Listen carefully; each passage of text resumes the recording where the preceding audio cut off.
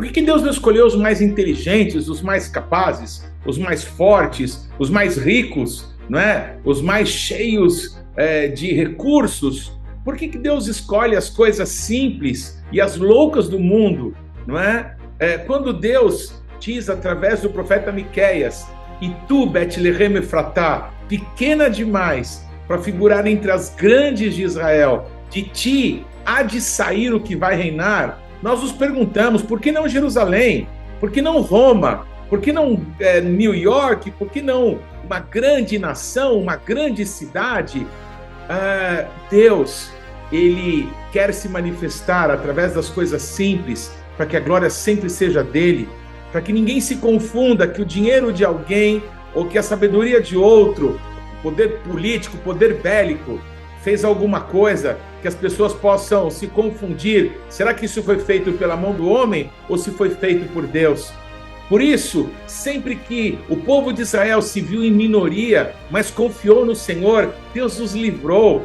Sempre que eram poucos, sempre que havia um Davi diante de um grande Golias, ou as pessoas que tinham saído da escravidão, e jovens que nasceram no deserto, atravessaram para possuir a terra prometida e se viram diante da grande fortaleza que era Jericó, eles viram aquela fortaleza cair diante dos seus pés, como aconteceu com Golias, porque o nosso Deus, ele se manifesta, a força dele se aperfeiçoa, não é? Na nossa fraqueza, na nossa dependência dele, no nosso reconhecimento que tudo é dele, tudo é por ele, tudo é para ele. Por isso, sempre, sempre será para ele a glória eternamente.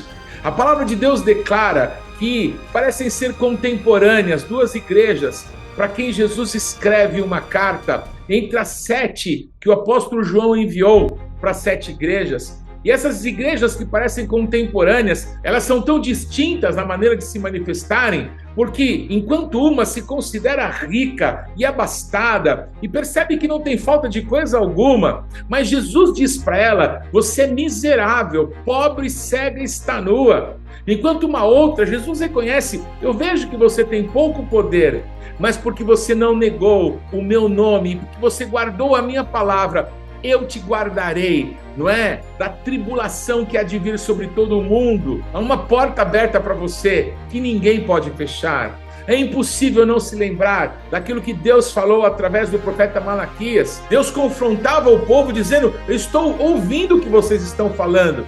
E as pessoas respondiam para Deus: mas o que nós estamos falando que está te entristecendo, está te deixando nervoso? Então nosso Deus responde: vocês dizem que felizes os ímpios que estão prosperando, não é? É esse tipo de declaração, esse tipo de coração que aborrece o nosso Deus. Mas o nosso Deus declara que havia pessoas que ele também estava ouvindo, que diziam uns para os outros sobre a bondade, sobre a confiança que tinham no Senhor. E o nosso Deus declara: outra vez se verá a diferença daqueles que servem a Deus para aqueles que não servem.